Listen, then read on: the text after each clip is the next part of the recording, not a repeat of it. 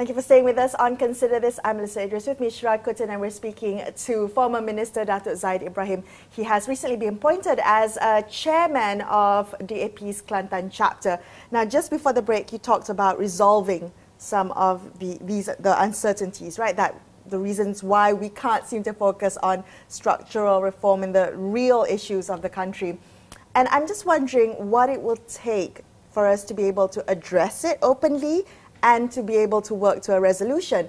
What does it need? Does it need grassroots will? Does it need political will? Does it need a strong government, a strong leader? No, in your I think it needs many things, of course. You need the right leader, you need a lot of things.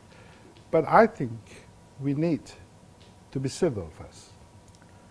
Civil means we are close, we are kind to others. We don't hit our enemies personally. We don't, we are civil to one another.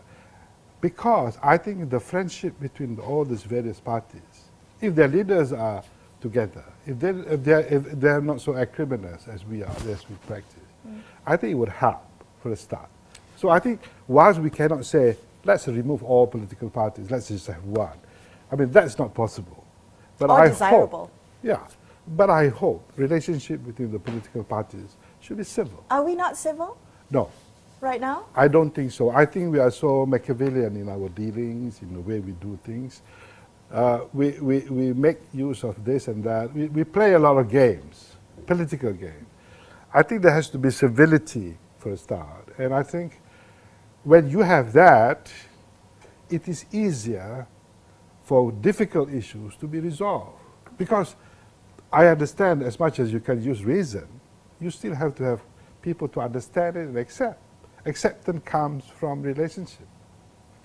That's why I feel that it's necessary for our leaders to set good examples. And if PAS and UMNO can work together, why stop there? Why can't UMNO, PAS, and everybody else also friendly? This Mufakat thing is just to win votes. But I'm not looking at that. I'm looking at resolving fundamental issues of the country. So I think the more cooperation we have, Sabah, Sarawak, for example, I mean, Sabah, Sarawak have their own agenda, of course. They want 30% of the oil, Which is promised to them. Yeah, but they should promise me too. Kelantan, how come they don't? We are also oil producing. So our politics has always been convenient expediency. It is not about fairness and welfare to those common. This is how you bring people together. I think Kelantan and Terengganu should get an increase of more than 5% as well. Why should Sabah and Sarawak get from 5 to 20? But we did that because of votes. What would it take so now? I think... I mean, who would lead this conversation? Are there any honest brokers? Is there anybody who occupies a position that can bring the different parties? And I'm not talking just about political parties, but also civil society leaders, intellectuals, religious leaders some who have been weighing in on national matters and actually causing more division rather than unity. Who could play that role of bringing everybody together? I have no answer to that. I just feel that we have to encourage that culture. That's all I'm saying. We should look at the welfare of the people, the country first, and then talk about those issues. And when we talk about those issues, bring them in. And we explain to them why the solutions don't work.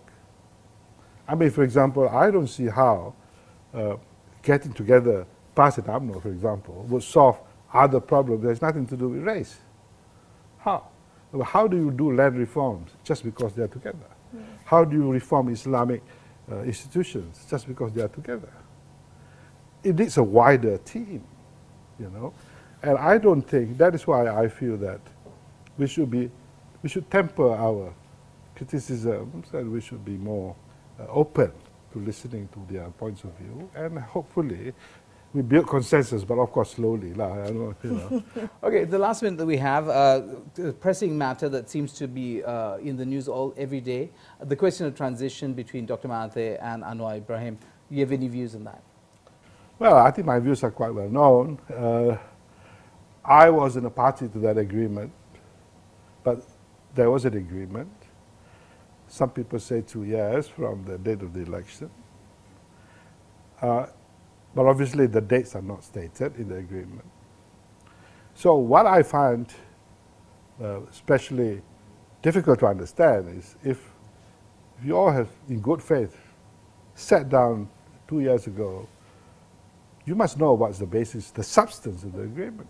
So all I'm asking is, this is the sort of conduct that will build this country. We have to honor what we have promised, so that there will be no more fission, no more political battle, there will be no more infighting.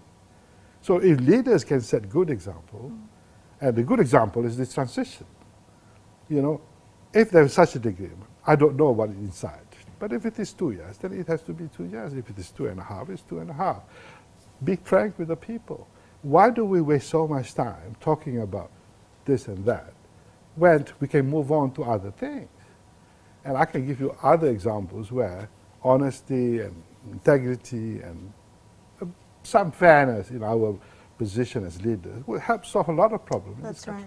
Well, you know, keeping promises is the bedrock of trust, right? Yeah. That's how you maintain and Sure. build that trust. Okay, unfortunately, that's all the time we have on Consider This for this episode. We'll be back with you same time tomorrow at 10 p.m. for another episode of Consider This. But for tonight, I'm Melisa Idris, with me, Sharaad, Kuttan, signing off. Thank you for watching.